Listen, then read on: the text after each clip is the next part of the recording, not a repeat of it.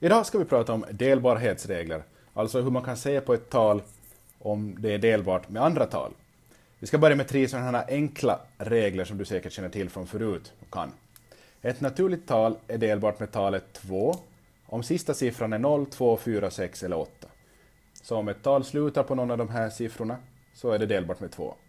Ett annat sätt att säga det är att om ett tal är jämnt så är det alltid delbart med 2. Ett tal är delbart med 5 om sista siffran är 0 eller 5.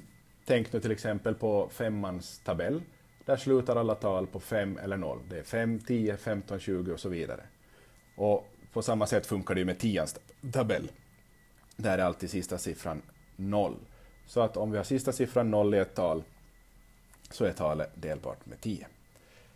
Det som kanske är nytt är hur man kan säga om ett tal är delbart med 3 och 9.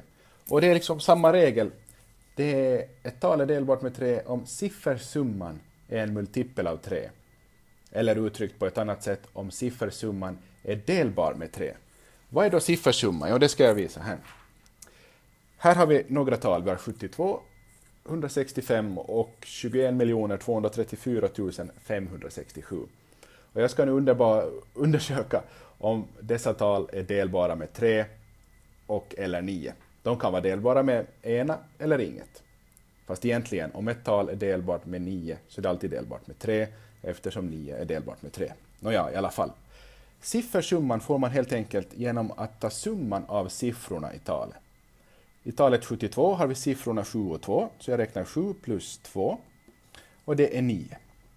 Och då funderar jag, är 9 en multipel av 3? Ja. Då är hela talet delbart med 3. Är 9 en multipel av 9? Ja, det är det.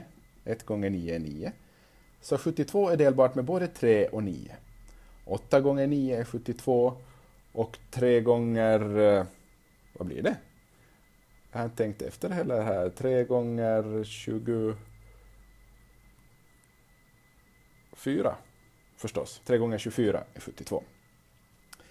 165, siffersumman, det är 1 plus 6 plus 5.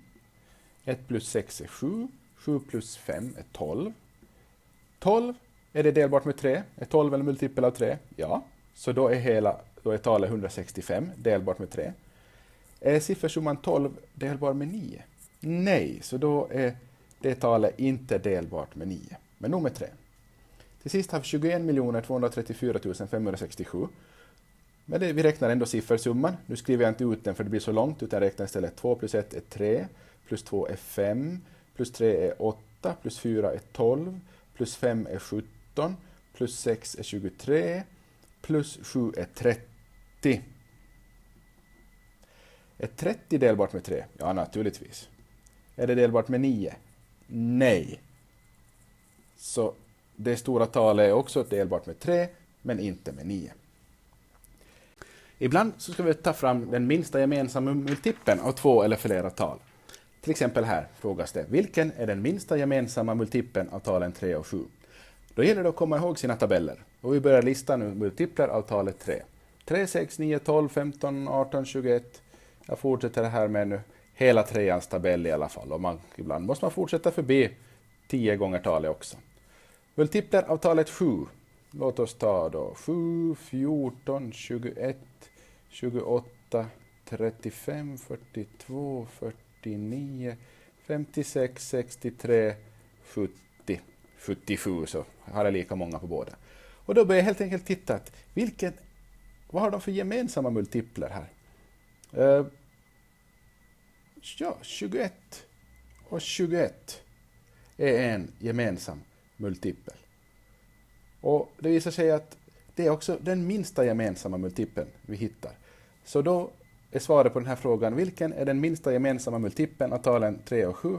Det är svar 21. Det var allt för idag. Tack för att du tittade.